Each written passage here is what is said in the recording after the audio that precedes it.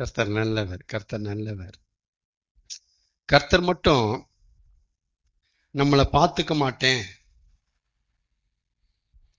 அதாவது நீங்க தாண்டா உங்களை பார்த்துக்கணுதா, நான் உங்களை பார்த்துக்கிற மாதிரி ஐடியா எனக்கு இல்லை, நீங்களே உங்களை பார்த்துக்கணும் அப்படின்னு சொல்லியிருந்தா, அப்படின்னு அவர் சொல்லியிருந்தா, உதாரணத்துக்கு அப்படி ஒரு வார்த்தை சொல்லியிருந்தா, நம்மகிட்ட இருந்தோம் எதிரிட்ட இருந்தோம் நம்மளை காப்பாத்திருக்க நம்மளால முடியாது. நான் முக்கியமான சத்தியத்தை பேசிட்டு இருக்கிறேன், புரிஞ்சுக்குங்க. கர்த்தர் மாத்திரம் நான் உங்களை பார்த்துக்க மாட்டேன்ப்பா, நீங்க தான் உங்களை பார்த்துக்கணுப்பா, உங்களுக்கு அறிவு கொடுத்துருக்கு, எல்லாம் கொடுத்துருக்காப்பா, பைபிள் கொடுத்துருக்காப்பா, புத்தி கொடுத்துருக்கப்பா, எல்லாம் இருக்குப்பா, மூளை இருக்குப்பா, நீங்க தான்ப்பா கொஞ்சம் பார்த்து எடுத்து நடந்து வரணும் அப்படின்னா நம்மகிட்ட இருந்தே நம்மளை காப்பாத்திக்க நம்மளால முடியாது. எத்தனையோ தடவை நம்ம தவறான முடிவு எடுத்து பயணம் பண்ணியிருக்கிறோம். அவர் மாத்திரம் குறுக்கிட்டு எடை மறித்து நம்மகிட்ட தேவன் இடைப்படாமல் இருந்திருந்தா அந்த தவறான முடிவிலே நம்மளெல்லாமே அழிச்சிருப்போம். உண்மைதானே? தேவன் உள்ள நுழைஞ்சி நம்மளை தூக்குனதுனால தான் தப்பிச்சோம். அதாவது நம்மளை அவர் பார்த்துக்கிட்டதுனால தான் தப்பிச்சோன்னு சொல்ல வந்தேன். இதைத்தான் சங்கீதம் 124 வாசிங்க. சங்கீதம் 124. இதைத்தான் சங்கீதக்காரர் அப்படி எழுதுறாரு, கவனிங்க. சங்கீதம் 124 1 முதல் 3. சீக்கிரம் வாசிங்க, நிறைய இருக்கு டாபிக்கு. மனுஷர் நமக்கு விரோதமாய் எழும்பின பொழுது கர்த்தர் நமது பக்கத்தில் இராவிட்டால், கர்த்தர் தாமே நமது பக்கத்தில் இராவிட்டால் அவர்கள் கோபம் நம்மேல் எரிகையில் உயிரோடே நம்மை விழுங்கியிருப்பார்கள். 3 வரைக்கும் தான் சொன்னது. என்ன சொல்றாரு? மனிதர் நமக்கு விரோதமா, எதிரி நமக்கு அகைன்ஸ்டா எழும்பும் போது கர்த்தர் மாத்திரம் நம்ம பட்சத்துல இல்லை அப்படின்னா அவருடைய கோபத்துல நம்மளை உயிரோட முழுங்கிருப்பாங்களாம். கவனிச்சிங்களா? சோதம் குமரா அழிய போதுரா அப்படின்ட்டு லோத்துட்ட சொல்லிட்டே இருக்கிறாங்க. அழிய போகுது, இடத்த காலி பண்ணு. காலையில அதிகாலையில சூரியன் உதிக்கு முன்னாடி கந்தகத்தையும் வருஷத்து இந்த நகரத்தை அழிக்கிறதுக்கு பிளான்றா, அதுக்காண்ட நாங்க வந்தோம் அப்படின்னு சொல்றாங்க. லோத்து தயங்குன்னு தயங்குறார் கிளம்பி போறதுக்கு. 2 மனசா இருக்கு, போகவா வேணாமா, இப்ப போகவா அப்புறம் போகலாமா, சரிங்களா? டிசிஷன் எடுக்க முடியாத நிலைமை. தேவன் அவன் மேல் வைத்த இரக்கத்தினாலே அந்த 2 தூதர்களும் அவனுடைய கையை இழுத்து பிடிச்சு கொண்டு போய் விட்டாங்களாம். என்ன சொல்றேன், கவனிச்சீங்களா?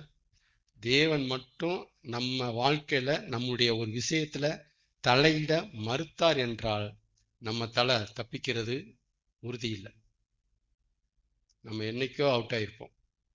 அதனால நீங்க புரிஞ்சுக்க வேண்டியது, தேவன் நம்முடைய வாழ்க்கையில தலையிடுகிறபடியினாலதான் இன்னைக்கு வந்து உட்கார்ந்துருக்கீங்க. தேவன் நம்முடைய வாழ்க்கையில இன்னமும் தலையிட்டு இருக்கிறதுனாலதான் இந்த அளவுக்கு தான் நெருக்கம் நம்ம கையில இருக்கு, இந்த அளவுக்கு தான் புழுக்கம் நம்மகிட்ட இருக்கு.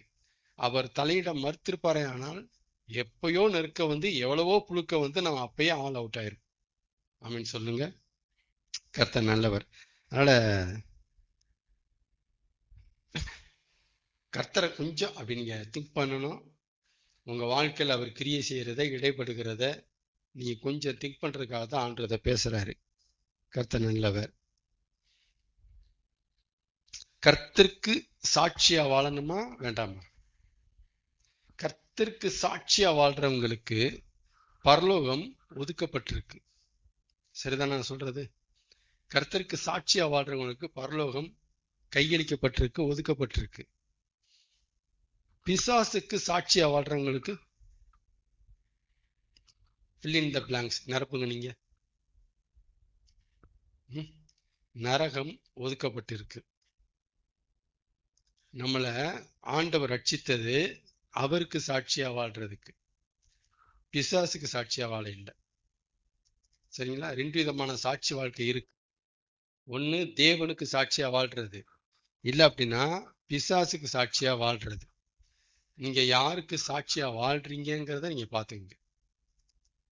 கர்த்தர் உங்களை பார்த்து இது ஏன் பிள்ளைடான்னு சொல்றாரா, இல்ல பிசாசு நம்மளை பார்த்து இது ஏன் பிள்ளை அப்படின்னு சொல்றானா?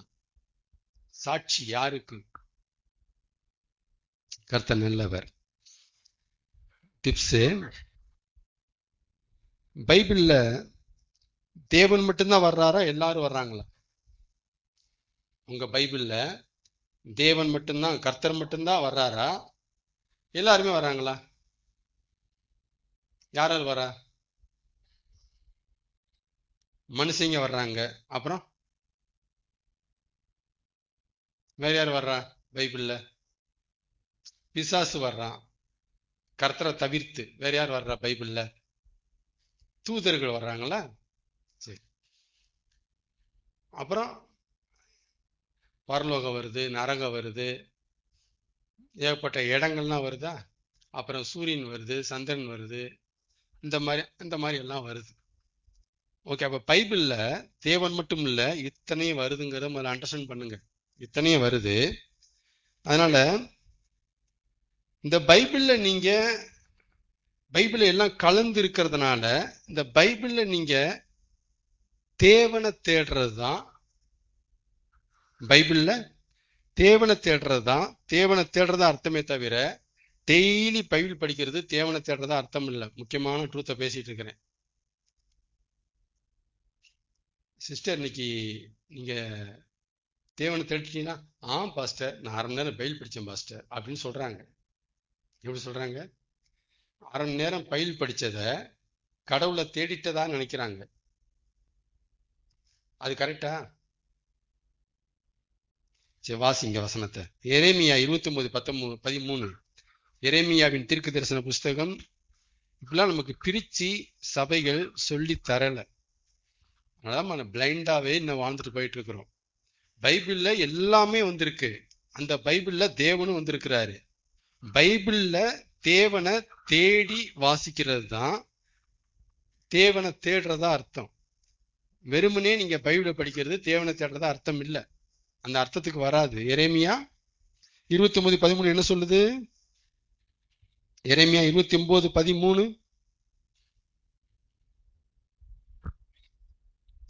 உங்கள் முழு இருதயத்தோடும் என்னை தேடுவீர்களானால், தேடினீர்களானால், என்னை தேடுகையில் கண்டுபிடிப்பீர்கள். இப்படிதான் தேவன் எனக்கெல்லாம் வெளிப்பட்டார். நான் யாரை தேடினேன் பைபிள்ல? தாவீதை தேடல, பரலோகத்தை தேடல, தூதனை தேடல, காற்றை தேடல, அப்புறம் வானங்கள் இப்பெல்லாம் தேடல, தேவனை தேடினேன். பைபிள்ல தேவனை தேடும் போது தேவன் எனக்கு வெளிப்பட்டார். ஆமென் சொல்லுங்க.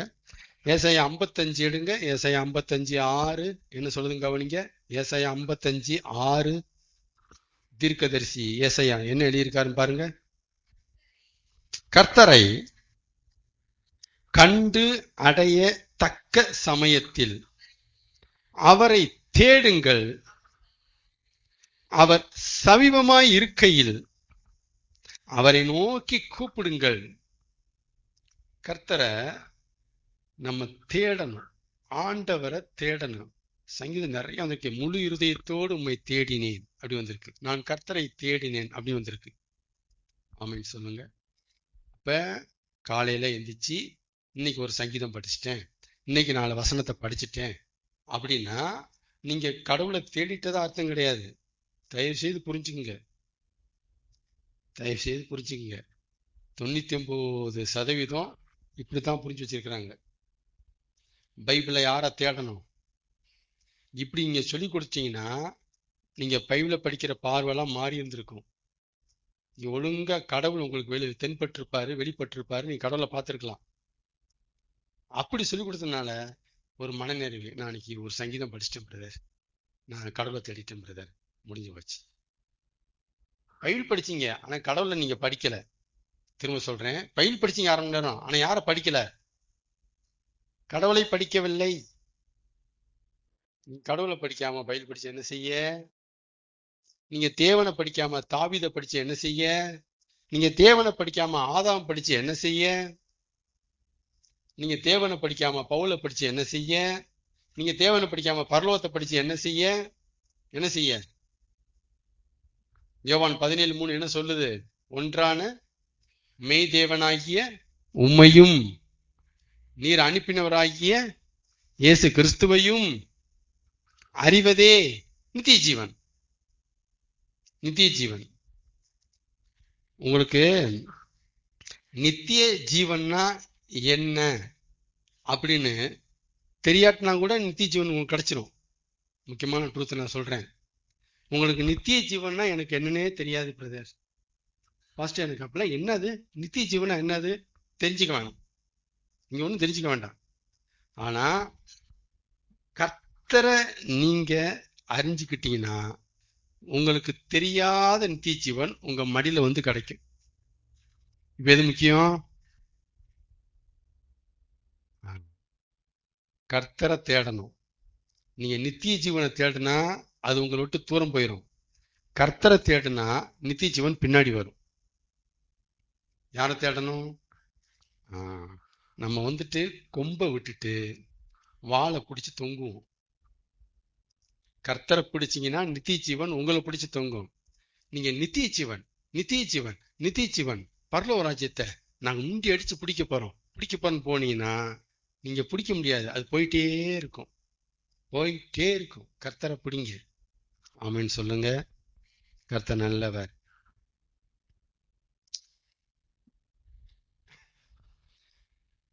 பணம் சம்பாதிக்க உலகத்துல எத்தனையோ வழி இருக்கா? உங்களுக்கு தெரிஞ்ச வழிகளை அடிச்சுடுங்க பார்ப்போம். பணம் சம்பாதிக்கிறதுக்கு உலகத்துல என்ன வழி இருக்கு? ஒரு வழி இருக்கா? பல வழி இருக்கா? பல வழி இருக்கு. ஏதாவது ஒரு வழி சொல்லுங்க. உங்களுக்கு தெரியாத வழியா எனக்கு தெரிஞ்சிட போகுது. நீங்க சொல்லுங்க பார்ப்போம். வேலைக்கு போனா பணம் சம்பாதிக்கலாம். வேற நேர் வழியை பேசுவோம். குறுக்கு வழின்னா தலைவிரிச்சாடு, அது வேற கதை.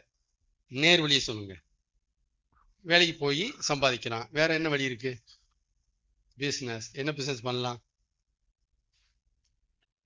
ஒரு இட்லி கடை போடலாமா?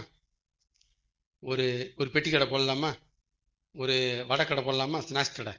அப்புறம் பானிபூரி ஃபேமஸ். துணி கடை, பானிபூரி கடை போடலாமா?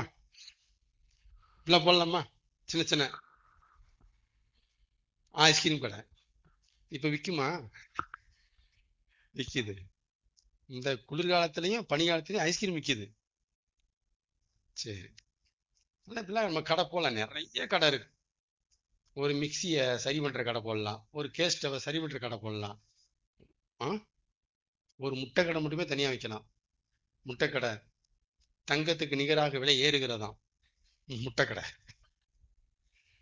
அதனால உலகத்துல பணம் சம்பாதிக்க எக்கச்சக்கமான வழி இருக்கு. நம்பலாம்ல? எங்கிட்டு பாருங்க, அப்படி ஒரு ரவுண்ட் போயிட்டு வாங்களேன்.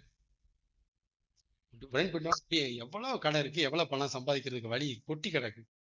அப்ப உலகத்துல பணம் சம்பாதிக்க வழி கொட்டி கிடக்கு. அடுத்து ஒண்ணு சொல்ல போறேன், கவனிங்க. ஆனா கர்த்தருடைய மறைவுல, கர்த்தருடைய கையில, கர்த்தருக்கு பின்னால, கர்த்தருடைய செட்டையின் கீழே இருக்கிறவனுக்கோ அவர் கை காட்டுகிற ஒரு வழி மட்டும்தான் இருக்கு. உலகத்துல பணம் சம்பாதிக்க ஏகப்பட்ட வழி இருக்கு. ஆனா கர்த்தரை சார்ந்து வாழ்றவங்களுக்கு, கர்த்தர் கையில அடங்கி இருக்கிறவங்களுக்கு, கர்த்தருக்கு பின்னால இருக்கிறவங்களுக்கு, கர்த்தர்தாயா என் கதி, கர்த்தர்தாயா என் நாதி, கர்த்தர்தாயா என் நம்பிக்கைன்னு ஓன்னு பாதத்துல கிடக்கிறவங்களுக்கு அவர் கை காட்டுகிற வழி மட்டும்தான் இருக்கு. உங்களுக்கு இது புரியாது. தெரிஞ்சு நான் பேசுறது. நான் உங்களுக்கு என்ன செய்யாது? இது புரியாது. ஏன்னா அந்த ட்ராக்ல நம்ம வரவே இல்லை. கர்த்தரை நம்பி இருக்கிறவங்களுக்கு அவர் கை காட்டுகிற வழி மட்டும்தான் கிடக்கு. அதனாலதான் இயேசு கிறிஸ்து சொன்னாரு, இது இடுக்கமான வாசல். தெரியும், இதை ஆரம்பிச்சிடலாம், அதை செஞ்சிடலாம், பணத்தை இப்படி சம்பாதிச்சிடலாம், ஐயோ அவவே சம்பாதிக்கிறானே, எல்லாம் செய்யலாம். தலை கை காமிக்கணும்ல. அவரை சார்ந்து இருக்கிறவனுக்கு தலை கை காமிச்சாதான் வண்டி ஓடுங்க. இல்லைன்னா நினைச்சிட்டே படுத்துங்கிடும். இதை செய்யலாம், அதை செய்யலாம் நினைச்சு படுத்துங்கிடும், ஒன்னும் செய்யாது. இதான் இடுக்கமான வாசல். கர்த்தருக்கு பின்னால இருக்கிறவனுக்கு நைட்டு தூங்குவான், யோசிப்பான், காலைல ஒரு பெட்டி கடை போடுவான், அது லாஸ் ஆயிடும். அப்புறம் தூங்குவான், மறுநாள் இட்லி கடை போடுவான், அவன் போயிட்டே இருப்பான். ஆனா கர்த்தரை சார்ந்து இருக்கிறவன் அப்படி செய்ய முடியாது. பெரியவர் கை காமிக்கணும், பெரியவர் எழும்பணும், செய்யிடான்னு சொன்னாதான் அவனுக்கு பணம் வர்ற வழியே அப்படிதான் வரும். வேற வழியே கிடையாது.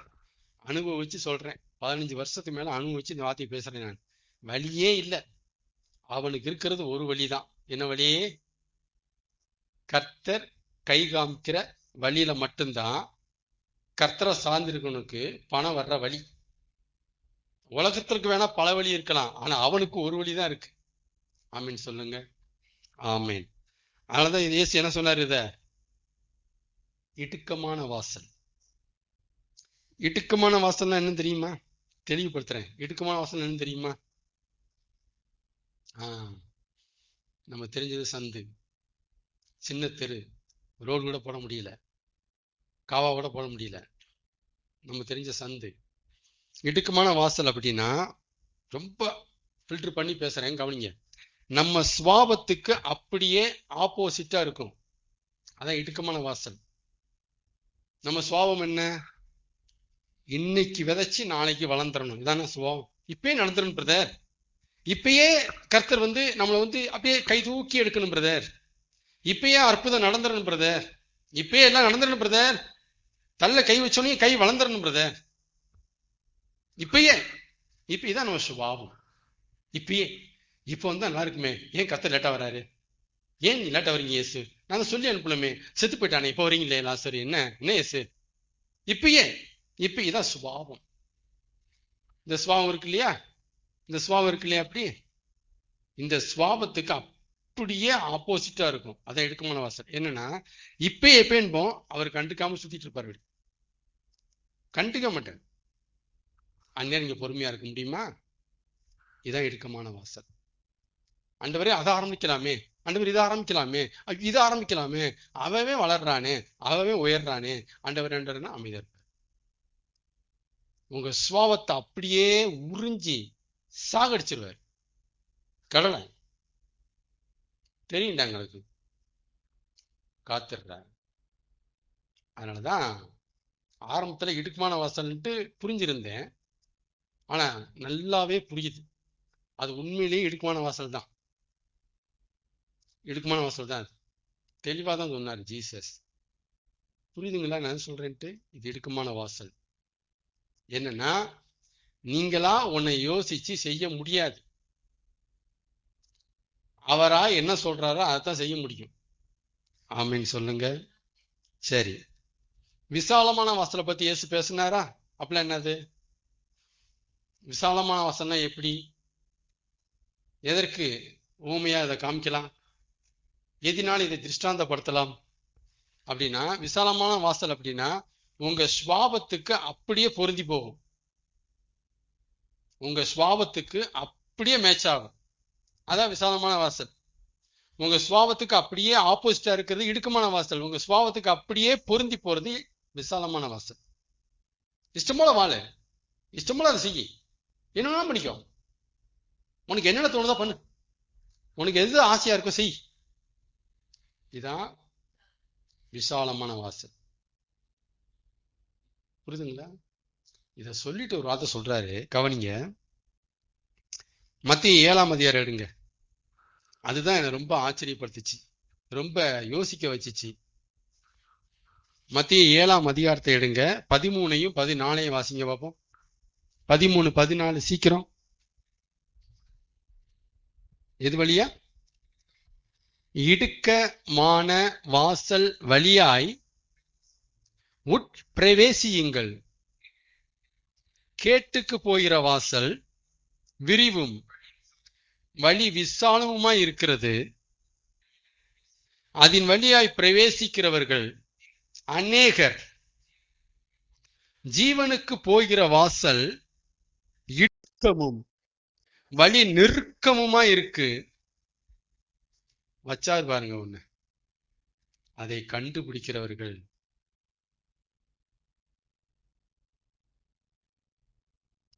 செய்யுங்க எல்லாரும். விரல விட்டு எண்ணிடலாம். சிலர்.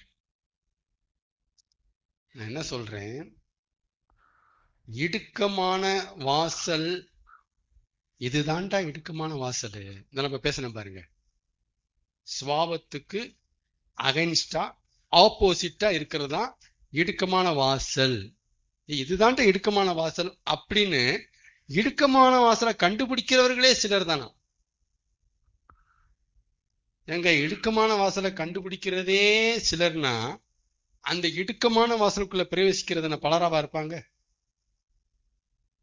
கண்டுபிடிக்கிறதே எண்ணிக்கைக்கு உட்பட்ட நபர்கள் தான். அவர் எப்படி நிறைய பேர் பிரவேசிப்பாங்க அங்க? ஏன் நிறைய பேர் பிரவேசிக்க மாட்டேங்கிறாங்கன்னு சொல்லுங்க. ஏன் இடுக்கமான வாசல் வழியா பிரவேசிக்க நிறைய பேர் வரமாட்டேங்கிறாங்க, தயங்குறாங்க? முதல்ல அவங்களுக்கு இடுக்கமான வாசல்னா எதுனே தெரியல. கண்டுபிடிக்கணும். கண்டுபிடிச்சாதான் தெரியும். ஆமீன் சொல்லுங்க. அப்படியே கண்டுபிடிச்சிட்டு இப்ப நான் சொல்லிட்டேன்ல, நிறைய பேர் பார்ப்பாங்க வச்சுங்களேன் யூடியூப்ல. இப்ப நான் சொல்லிட்டேன்ல, அப்படியா? ஓ, சுவாபத்துக்கு நம்ம ஆப்போசிட்டா இருக்கும். நம்ம நினைக்கிறத செய்ய முடியாது, அவர் நினைக்கிறதா செய்யணும். அப்படியா? ஓ, இதான் இடுக்கமான வாசலா? சொல்லியாச்சா? எங்க வர சொல்லுங்க, வர சொல்லுங்க. இடுக்கமான வாசலுக்கு பிரவேசி சொல்லுங்க பார்ப்போம். வரமாட்டாங்க. ஏன்னா நம்ம சுவாபத்துக்கு அப்படியே ஆப்போசிட் ஆனது. சான்ஸே இல்லை. கர்த்தர் நல்லவர். தன்னம்பிக்கை உள்ளவர்கள் தங்கள் கையிலும், தெய்வ நம்பிக்கை உள்ளவர்கள் தெய்வத்தின் கையிலும் இருக்கிறார்கள். எல்லாரும் சொல்லலாம் அந்த வசனத்தை.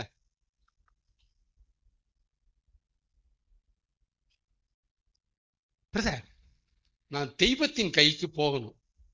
யார் கைக்கு போகணும்? தெய்வத்தினுடைய கண்ட்ரோலுக்கு நான் போகணும் பிரதர்.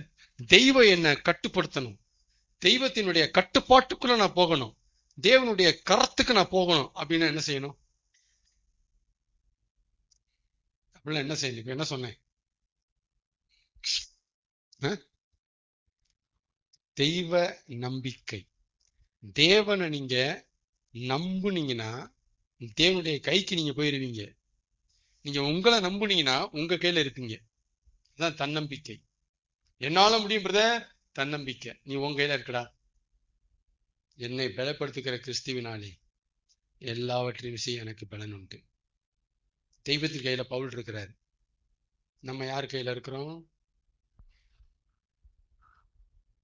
எந்திக்கும் போதே தெரியுமே, காலையில எந்திக்கும் போதே தெரியுமே நம்ம யார் கையில இருக்கிறோம்னு தெளிவா காமிச்சு கொடுக்கும். நம்ம என்ன நினைப்புல எந்திக்கிறோம், இதை சாதிச்சிடணும், அதை சாதிச்சிடணும், இதெல்லாம் நல்லா தெரியும் நம்ம யார் கையில இருக்கிறோம். கர்த்தர் நல்லவர்.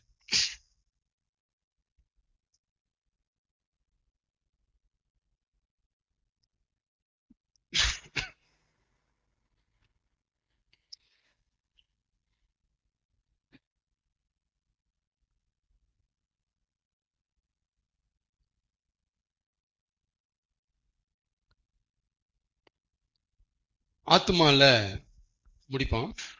ஆத்துமால நிறைய நிகழ்வுகள் நடக்குது. ஆத்மா யோசிக்குது, சிந்திக்குது, நினப்பு உண்டாகுது, ஆத்மா அழுகுது. ஆத்மால கர்த்தர் படுகிறாரா? ஆத்மால தேவன் சந்திக்கிறார். ஆத்மாட்ட நம்ம தேவன் இடைப்பட்டு தம்மை பற்றி பேசுகிறார், காரியங்களை காமிக்கிறார், இதெல்லாமே செய்கிறார். ஆத்மால டிஸ்பிளே ஒண்ணு இருக்கு. என்ன இருக்கு? டிவி. என்ன இருக்கு? டிவி மானிட்டர் இருக்கு, டிவி இருக்கு. ஆத்மாவில் ஸ்டோரேஜ் ஏரியானா இருக்கு. ஸ்டோரேஜ் ஏரியா நிறைய அங்க இருக்கு. நீங்க அப்படியே ஸ்டோர் பண்ணி வைக்கலாம். நீங்க ஆத்மா இதெல்லாம் இருக்கு. இப்ப ஆத்மாவில் இதெல்லாம் இருக்குன்னு சொல்றேன் இல்லையா? இப்ப இதெல்லாம் எனக்கு காமிங்கன்னா என்னால காமிக்க முடியாது. ஏன் சொல்லுங்க? ஆத்மால மனக்கண் இருக்கு. என்ன கண் இருக்கு? எங்க காமிங்க. ஏன் காமிக்க முடியல? கரெக்டா ஒருத்தர் பேச சொல்லிருங்க, முடிச்சிருவோம். ஆத்மால மனக்கண் இருக்குன்ட்டு பவுல் சொல்றாரு. உம்முடைய வேதத்தின் அதிசயங்களை நான் பார்க்கும்படிக்கு என் கண்களை திறந்தருளும். சங்கீதக்காரர் பேசுறார், மணக்கண் பிரகாசமுள்ள மணக்கண்களை தந்திருளும்படி வேண்டிக் கொள்கிறேன். பவுல் பேசுறார், நீதியாளின் இருதயத்தை கர்த்தர் திறந்தருளினார். மணக்கண் மணக்கண் என்னது? மனசுல கண் இருக்கா? முகத்துல கண் இருக்கு, மனசுல கண் இருக்கா? இருக்கு. எங்க காட்ட முடியுமா? காட்ட முடியாது. ஏன்னு சொல்றேன் கவனிங்க. என்னைக்கு நம்ம ஆத்மாவை வெளியில எடுத்து நம்மளால காட்ட முடியுமோ, என்னைக்கு நம்ம ஆத்மாவை வெளியில எடுத்து இந்தாப்பா இதான்ப்பா என் ஆத்மான்னு காட்ட முடியுதோ, அன்னைக்கு தான் ஆத்மால இருக்கிற கண்ணை நம்மளால காட்ட முடியும். அது வரையும் காட்ட முடியாது. சென்னையில் தாம்பரம் இருக்கா? சென்னையில் என்ன இருக்கு? தாம்பரம் இருக்கு. நீங்க சென்னையை காட்டாம தாம்பரத்தை காட்ட முடியுமா? நீங்க தாம்பரத்தை காட்டணும், எதை காட்டணும்? முதல்ல சென்னையை காட்டணும்.